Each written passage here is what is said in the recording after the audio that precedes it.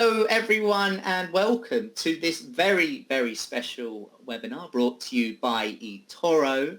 Our subject today is why are some popular investors turning to currencies and indices during market uncertainty? I guess today is almost the perfect day for this webinar following a little bit of uncertainty in the markets yesterday.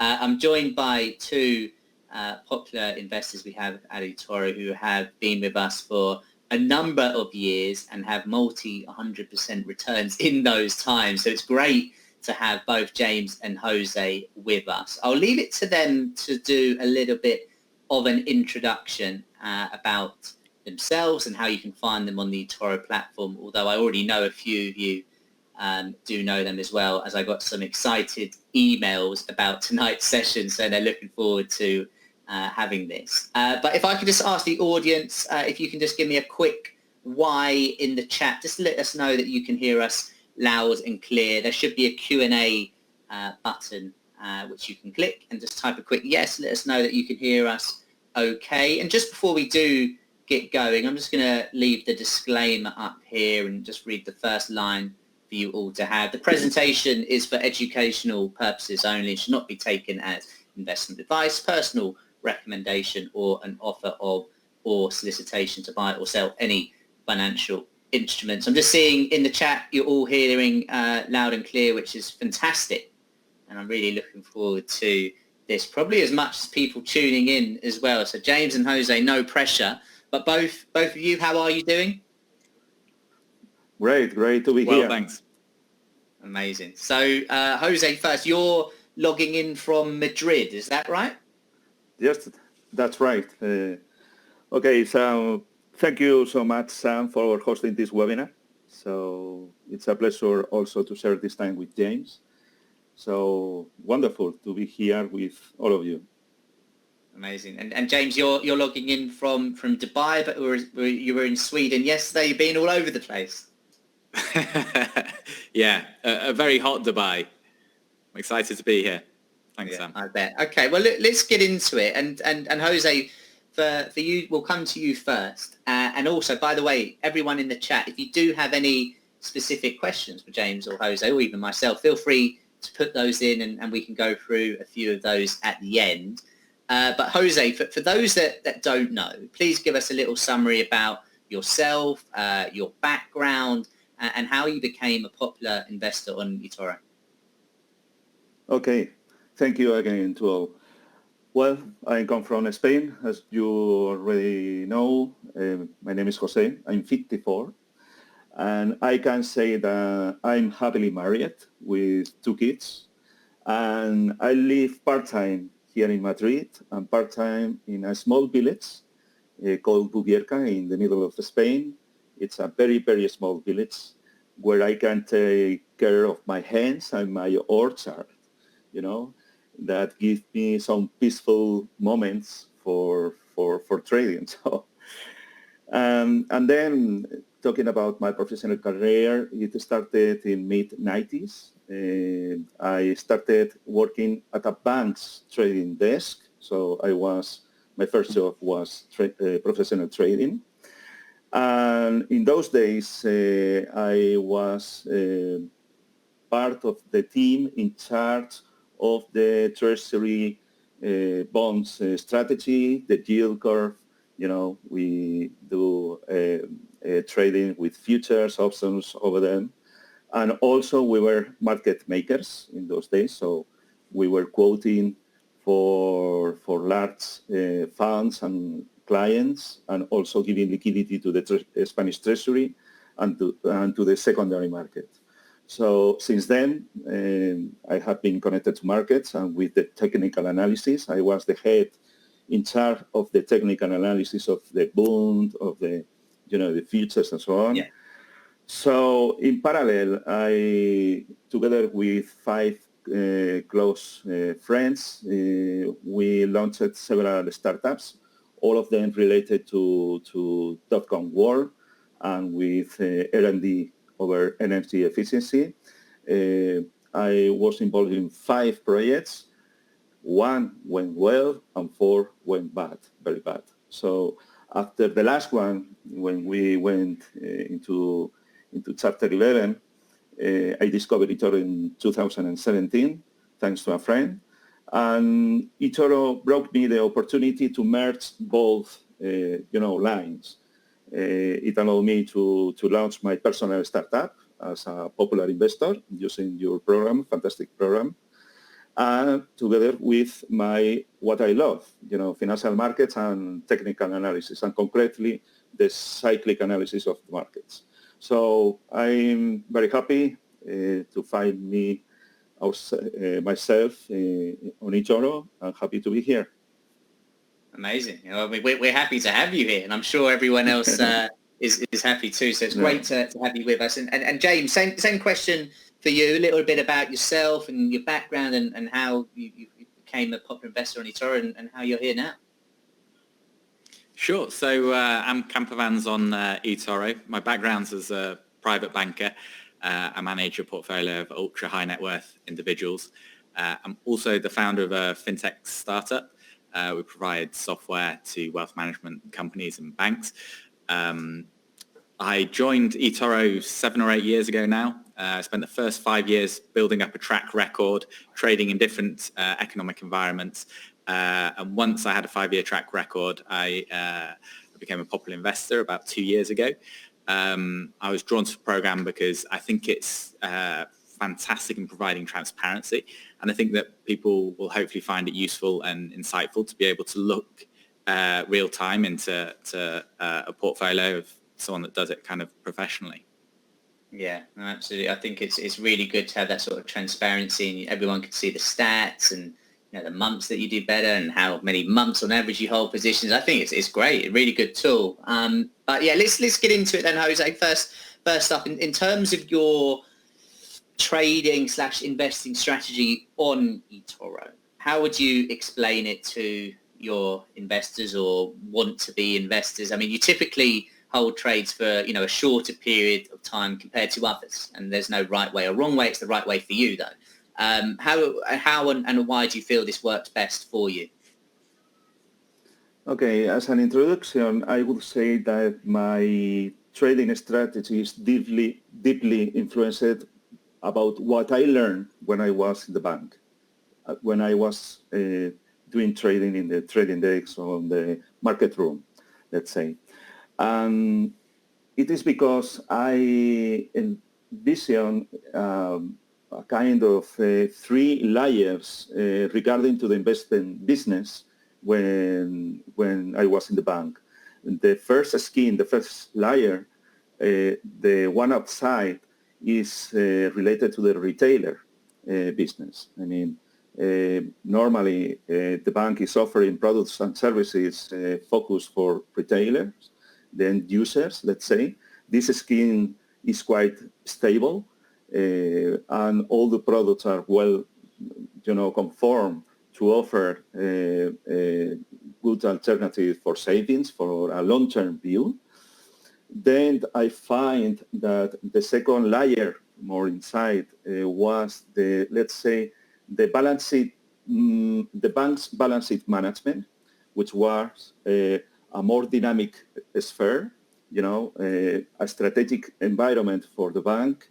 This means that, assets allocation, the bank's positioning in the yield curve, risk management, macro investing, the mega trends that will affect next year's are, considered and taken into account in the whole position of the bank. And the core of this business was the trading room, where I was. And we were giving service to the other layers. For instance, we were market makers, so we were quoting every time to large funds. So there were hundreds of positions, new positions entering in the bank that we have to manage. So that means that we had to be very, very fast taking decisions. And I would say that a good part of the earnings of a bank coming from this desk. For instance, if you can see the numbers from JP Morgan of 2021, you can see that 30% of its results comes from the line trading, which means that you have a business budget in this core market desk. So when you were talking about transparency, I think that eToro is disrupting and it's opening this kind of a strategy to the whole people, okay? So what I have tried to do is to translate this strategy that was inside a bank, outside a bank, and to be replicable thanks to the Popular Investor Program. So I could define my strategy as a directional swing trading based on J.M. Hurst's cyclic theory. That means three things. The first one, directional, which means that it is an absolute return strategy. I try to take advantage from up and down from the market, of any market. Secondly, swing trading means short term, let's say 1 week to 3 weeks, something like that, is what we do when I was in that bank. I mean, that's normal. And the last one is the discovery of 15 years ago of the Hurst cyclic theory. What I think that merged perfectly with this strategy. I will define in that way. Amazing. Well, I think it's so key for people listening in to understand, that your career has led you to this and you've got control of that risk management. You're doing the same thing over and over again for these trades that you're taking. And it's that consistency that's, massively important in any strategy or edge that someone has over the market. James, same for you, really. But I mean, how have we got to this point for you with your strategy and the way that, you're trading and so on? Sure. So I'd probably reiterate some of those points in the fact that it's about choosing your advantages. So in general, the portfolio has a relatively low average hold time. And that's because being a smaller investor in terms of the overall market, the ability to remain nimble is a key advantage that we have over a lot of the other market participants. In general, though, my strategy holds one overarching theme over a long period of time, 6 months to 3 years. And this is known as factor-based investing. Probably the most popular factor that most people are aware of is value, but there's also growth. And at the beginning of this year, we made the decision to go to quality. So an example of quality holdings would be things like Pepsi or Mattel or Philip Morris and Walmart, which weather these types of environments particularly well. And the reason that we remain nimble particularly is because if you hold the same 5 stocks last year as you do the same 5 stocks this year, last year we had like easy monetary policy, a very supportive environment from central banks. So those 5 stocks, whatever they were a relatively low risk profile because central banks were supporting asset prices. This year, that's on its head. The support from the central banks is shifting. Interest rates are going up. Monetary policy is tightening. So those 5 stocks would have a higher risk profile this year if no trades have been made. So what I try to do actively within the portfolio is manage the risk consistency over time. So as the backdrop's changing, as risk is increasing in the market, we make changes. So it's not a fundamental change in the overall idea or theme, but it is a continual change of the holdings. Amazing. We've already got a really interesting question actually in the Q&A, so do keep those coming, which we'll come on to at the back end of the session. But James, we'll stay with you for this next question, and Jose, we'll get your thoughts as well. Why do you think this year, which 2022 has been remarkable in markets, but why do you reckon this year we've sort of seen a rise in popular investors trading, say, indices and currencies? Do you think it's down to one thing in particular, like maybe the ability to trade both directions so you can make a return whether we be in a bull market or a bear market? or is it something else, or a mixture of things? Yeah, I mean, Yes. I would totally agree with those points. I think the overall influence on the market at the moment is macro, and so markets are moving up and down based upon central banks' policy at the moment, in the most part, and therefore taking positions in indices makes a whole load of sense. And then on the currency side of things, I think with central bank divergence between regions, that creates a huge catalyst within currency markets. But I would say that the fundamental reason that I think popular investors have started incorporating these sorts of things within their portfolio is diversification. So typically, you have a significant advantage against other investors if you run a diversified portfolio. It comes at no cost, but it gives you the ability to have lower volatility for the same amount of returns. Now, in the past, we used to look between industries. So we'd hold maybe 5 stocks across 5 different industries. Maybe we'd hold a bond fund as well. And the reason that worked very well was because there was not much correlation between the movements in each industry and the bond fund. That has changed this year. We see a huge amount of correlation, positive correlation between bonds and equities across all equities and assets.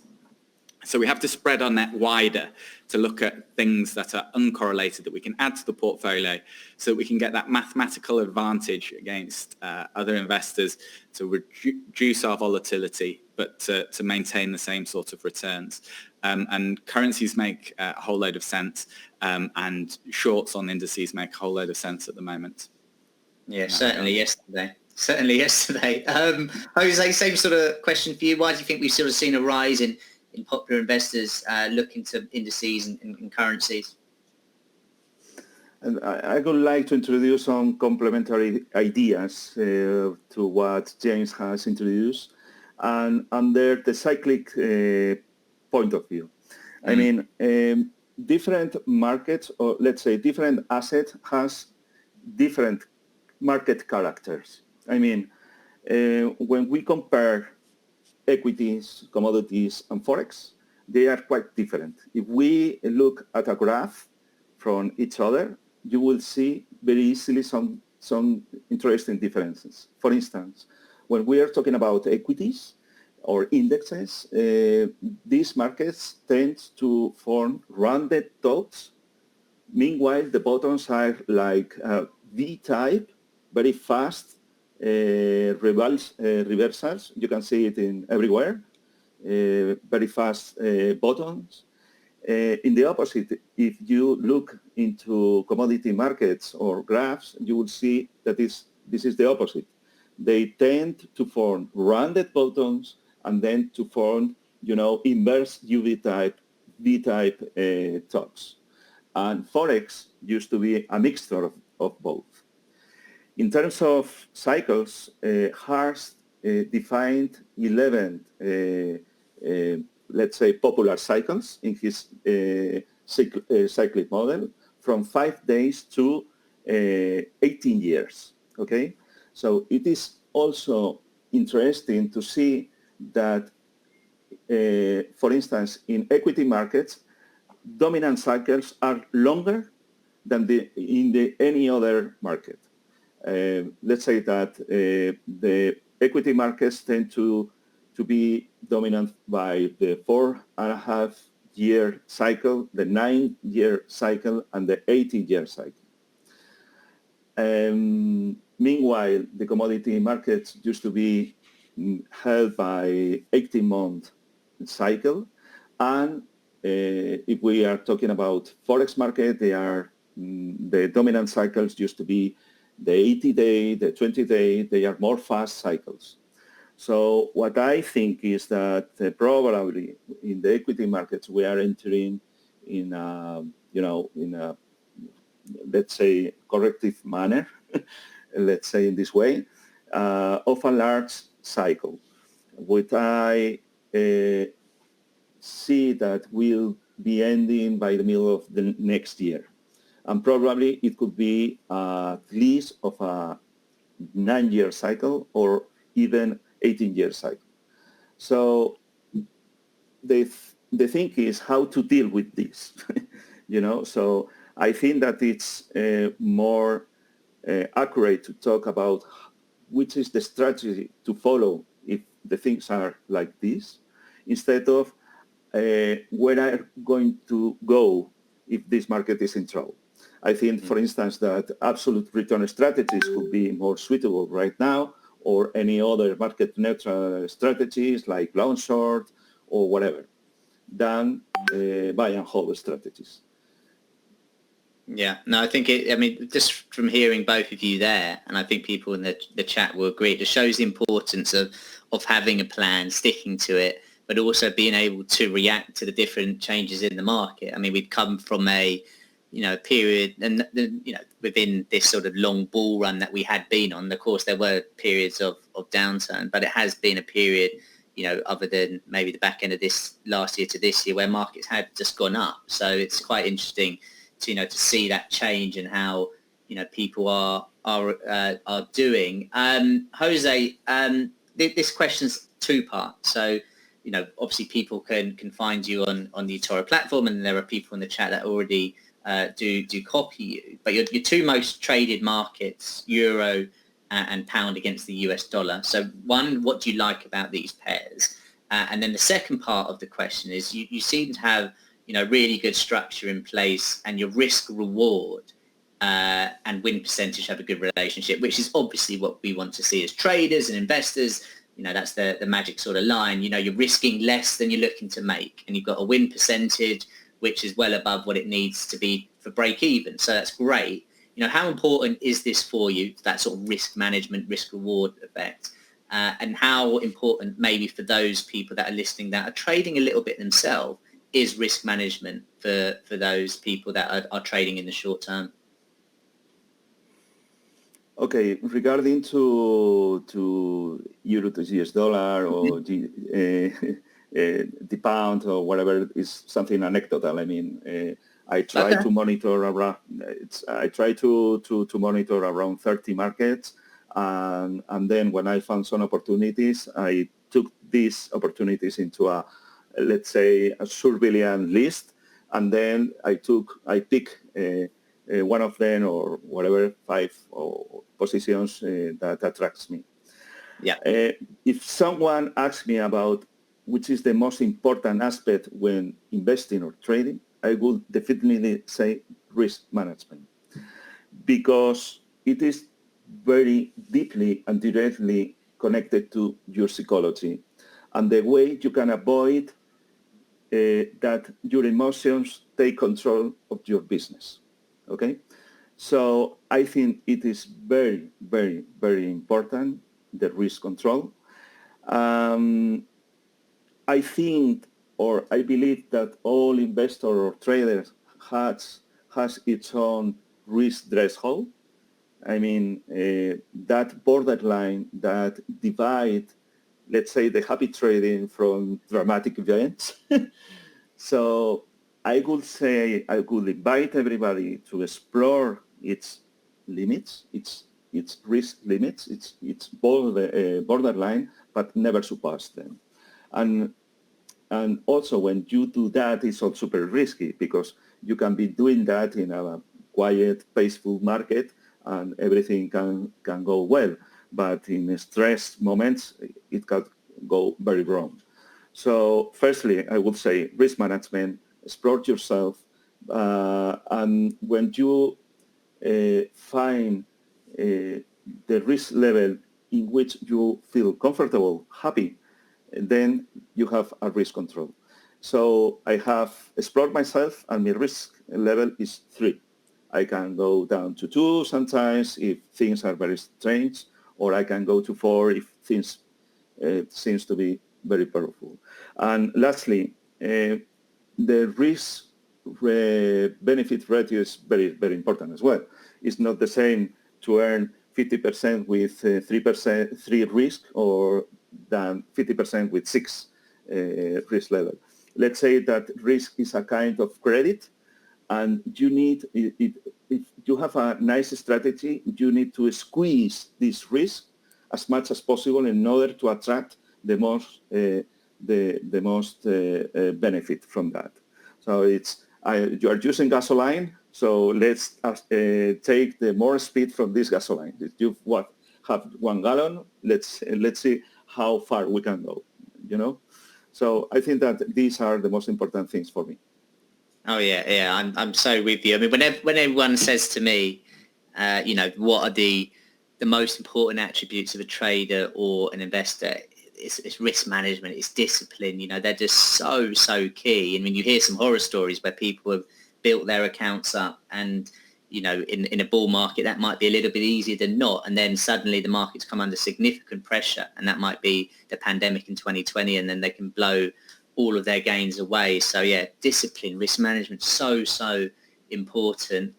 Next question, and James, we'll move to you. So you've obviously been on eToro for quite some time now, and you've got a 5-year return sort of around that sort of 600%, which is just phenomenal. But how important to you is risk management? I'm hoping you're about to say very important, but why do short-term investors and traders need to be aware of that?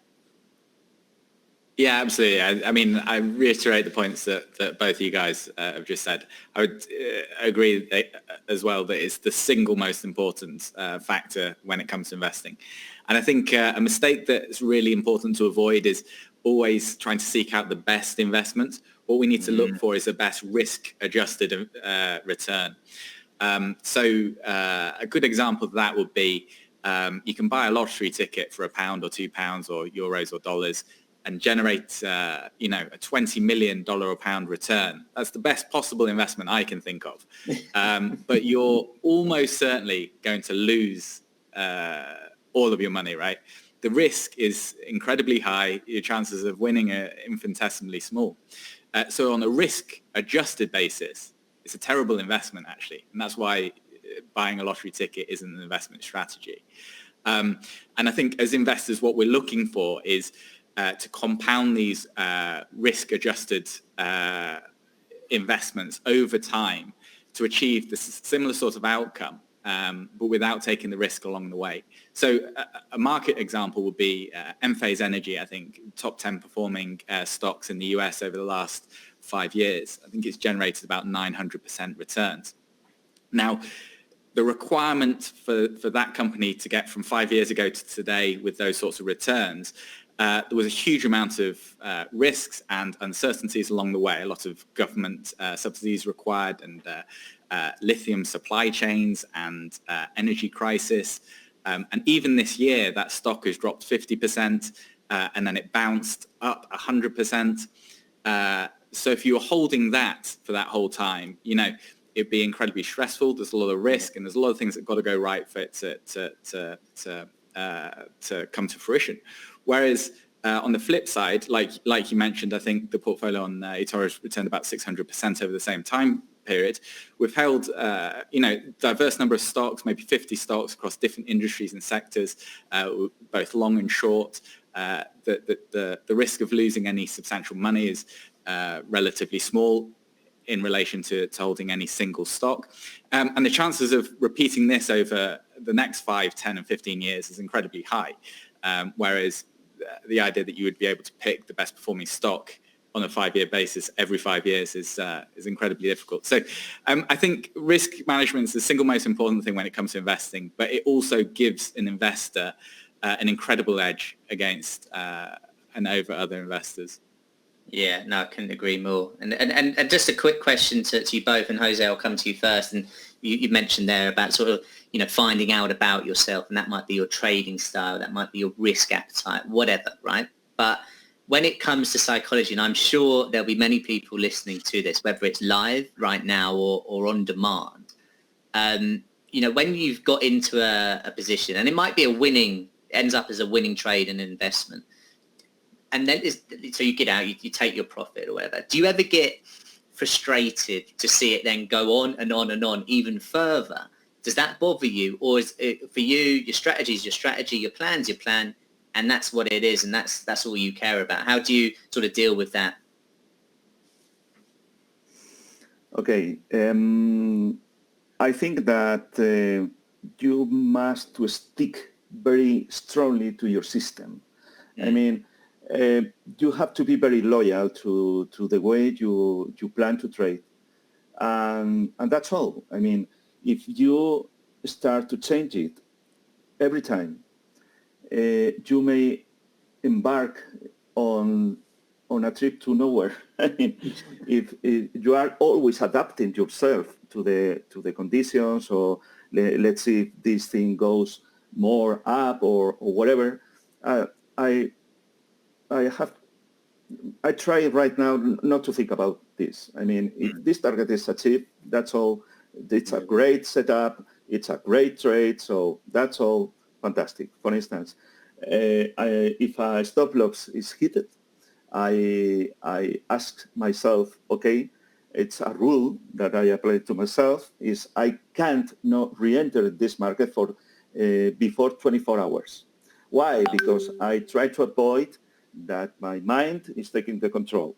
So I have one setup for a trade, and it can close by the upside or the downside, but it will be finished in any moment. So I think that the third most important thing of investing is to keep loyal to the way you trade.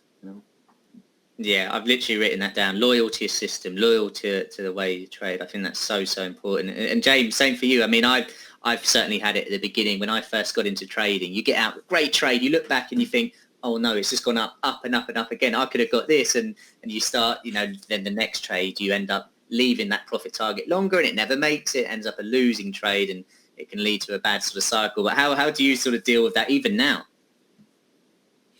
I would say that what's really important is when making any trade is to have like a clear thesis on what you expect the outcome to be. And you should remain within that thesis. So if the environment changes and the thesis is no longer valid, even if it's at a loss, it's a good time to make a switch. And same on the other side.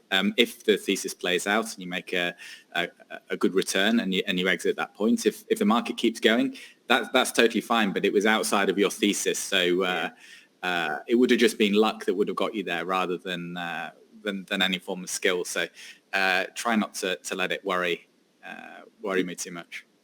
Yeah. And I speak to quite a few sort of real intraday traders, and what they'll do, maybe every quarter or every few months, they'll review all of their trades and say, well, look, if I had adjusted my profit target a little bit more, would it have been beneficial? If I had my stop loss a tiny bit less or more, does that impact things? And that's how you can maybe change that edge a tiny bit. But sticking to that plan, sticking to that process, and being loyal to your system is obviously very, very important. I love that.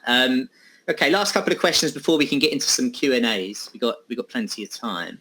Jose, how important do you think it is for a popular investor to be able to adapt their trading style in different markets? In times where the market is just going up, it can be, let's just say, a lot easier to make money. But when things come crashing down like they did yesterday, of course, it's not always pretty. Do you feel by trading sort of currencies and indices, you're at maybe a little bit of an advantage for that?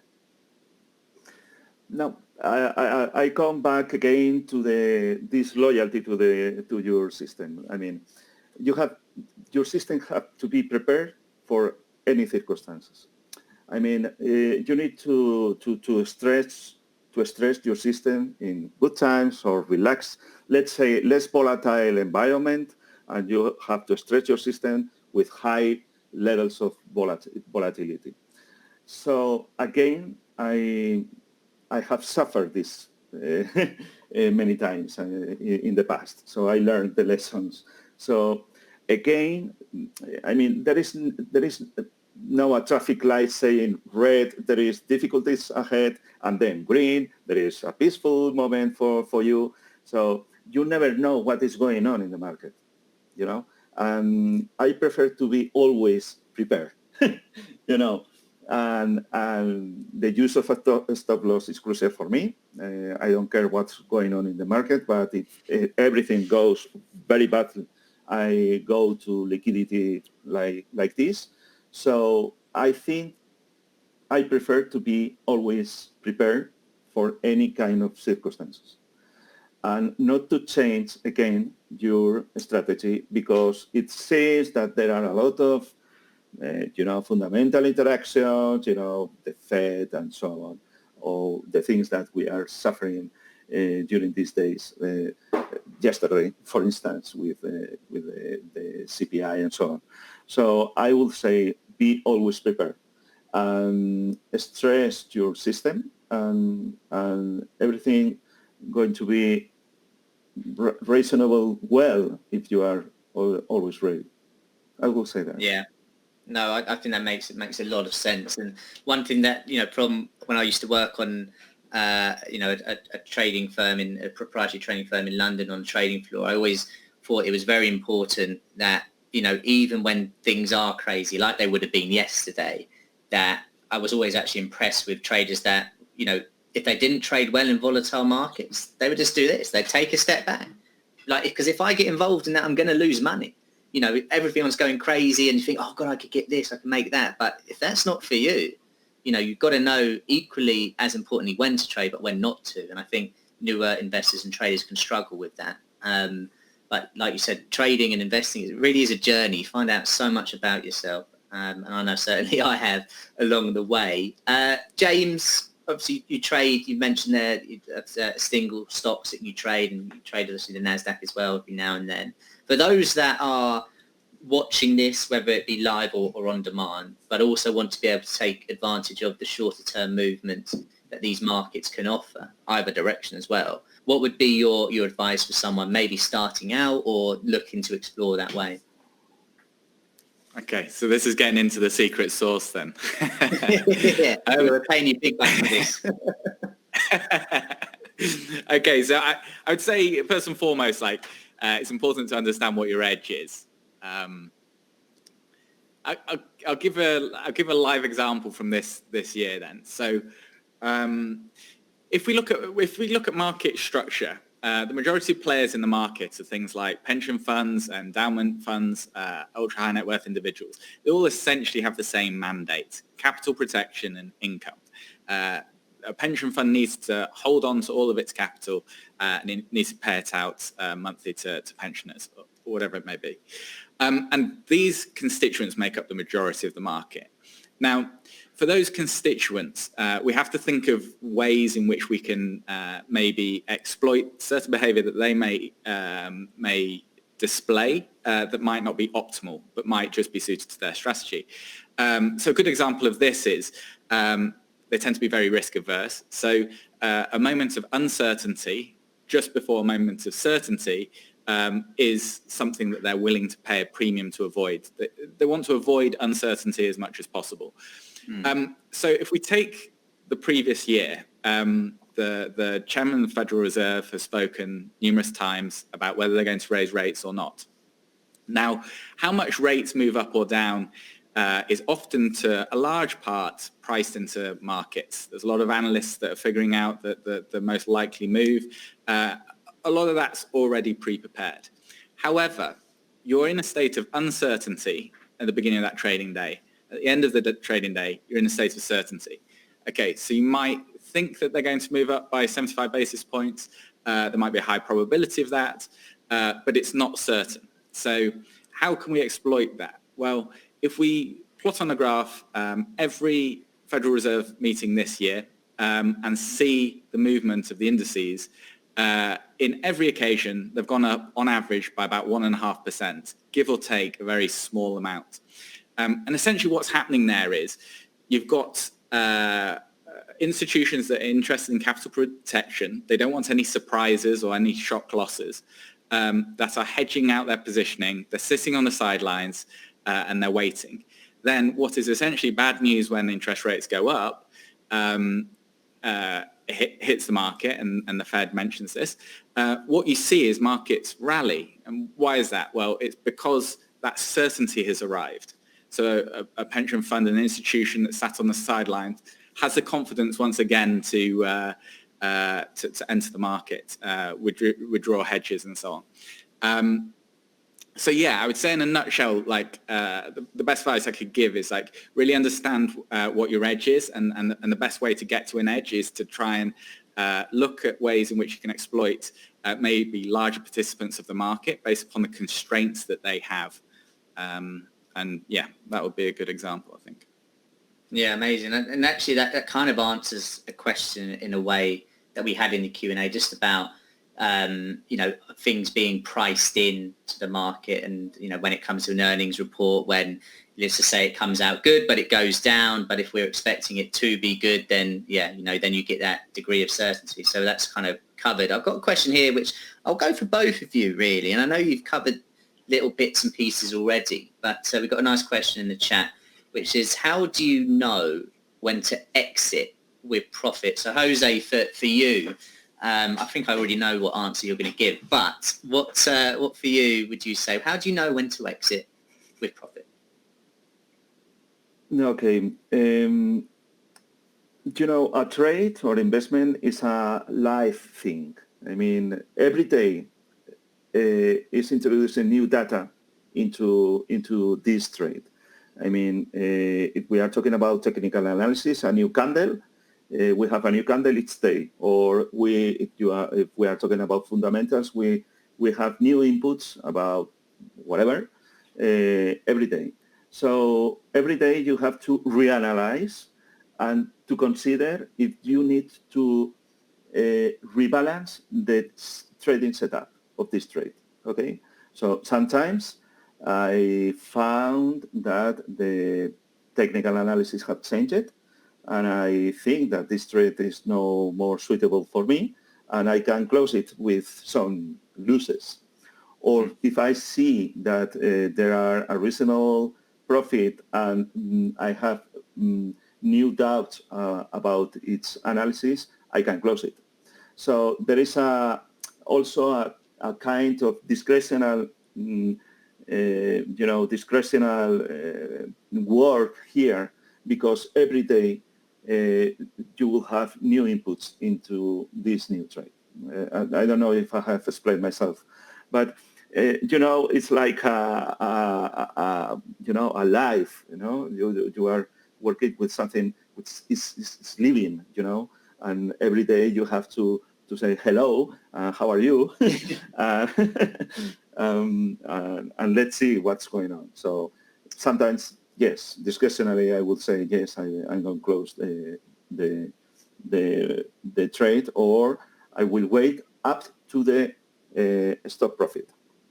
Yeah, and I think it's important for people to be able to be reactive and both directions, right? Whether that be for a winning trade or a losing trade. I always found for myself, when I interfered with trades that I'd been, so I'd started very short term, like being in and out 15, 30 minutes kind of at a time. But if I interfered, it was usually for the wrong reason, and it would go to my target, and I'd always let my stop get triggered. So at the beginning I struggled a lot, so I had to create rules to a process and a system that I would stick to. If there was any data out, big data, okay, but I'll come out. If there's a change in fundamentals, fine. Or if the correlation has shown that this market might do something else, then fine, I'll come out. But James, for you, in terms of looking to take that profit, would it be a case of everything's planned, you stick to it and that's that, or will you be a little bit reactive as well?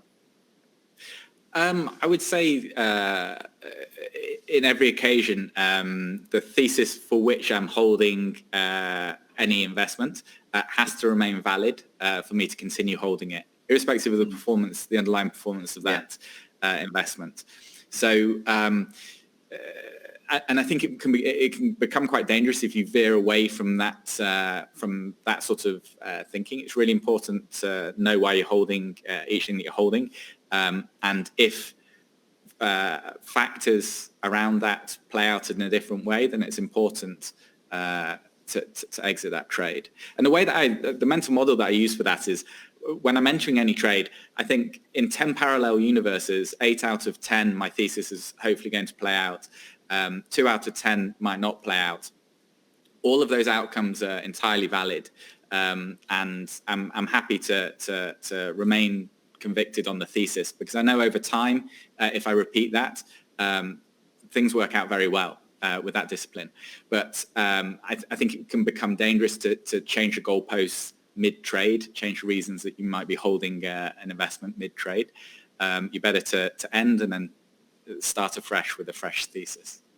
Yeah, I mean, my dad used to work on a trading floor in London called Life, and I spoke to him.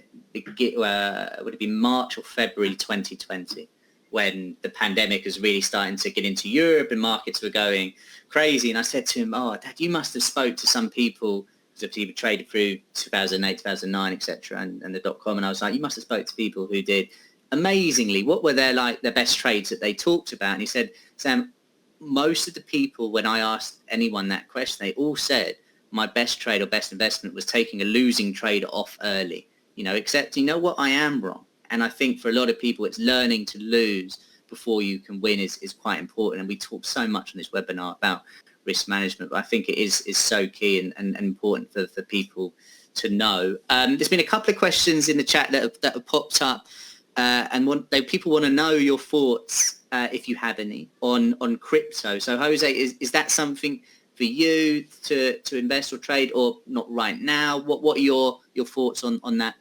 if at all?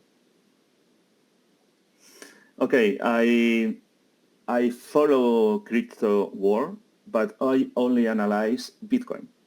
Okay, and I follow very closely because I have my, let's say, my own opinion about that, and I think that is something that has come to stay.